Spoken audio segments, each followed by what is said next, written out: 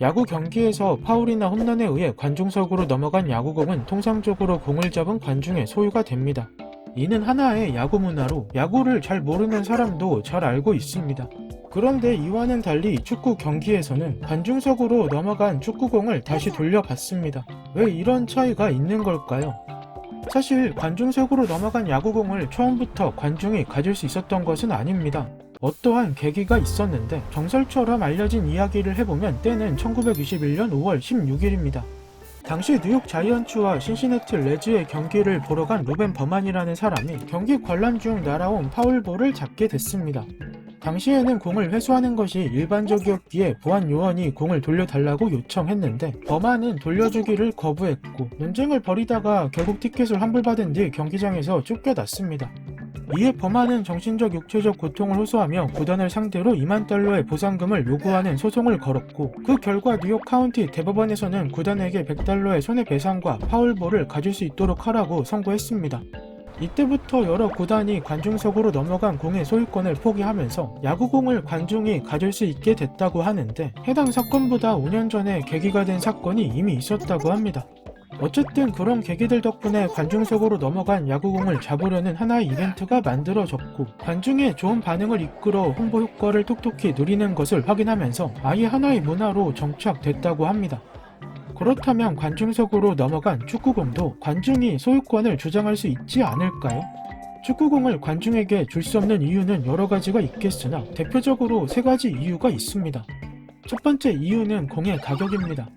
정식 경기에 사용하는 공을 공인구라고 하는데 공인구는 해당 경기의 총괄단체가 경기에 사용할 것을 공식 인정한 공으로 공을 다루는 각종 스포츠 경기에서는 모두 공인구를 사용합니다. 따라서 대충 만들지 않습니다.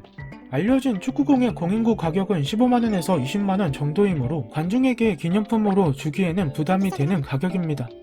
그런데 야구공의 공인구 가격은 7,000원에서 8,000원 정도입니다. 야구에서 한 경기 평균 투구수가 300개 정도인데 파울을 포함해서 공이 관중석으로 넘어가는 비율은 20% 정도라고 합니다. 야구공 60개가 넘어가면 부담할 금액은 최대 48만원이므로 관중 유치 목적의 이벤트로 투자하기에 부담되는 금액은 아니라고 판단했을 겁니다. 이와는 달리 축구 경기는 리그에 따라 차이가 있으나 한 경기에서 10에서 20개의 축구공을 사용한다고 합니다.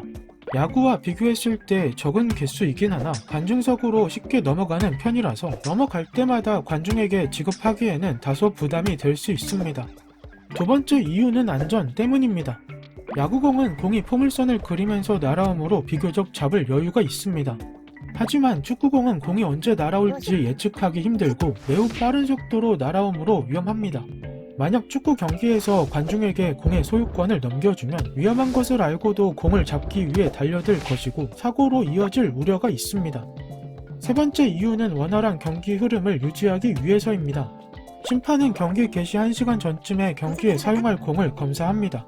경기에 사용하는 축구공의 규격은 위와 같습니다.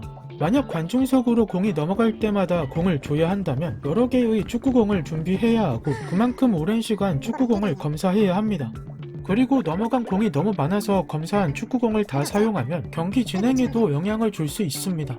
특히 흐름이 중요한 축구 경기에서 공을 교체할 때마다 새로운 공을 꺼내는 잠깐의 시간도 경기 흐름을 끊을 수 있으므로 관중석으로 넘어간 축구공은 되돌려 받는 겁니다.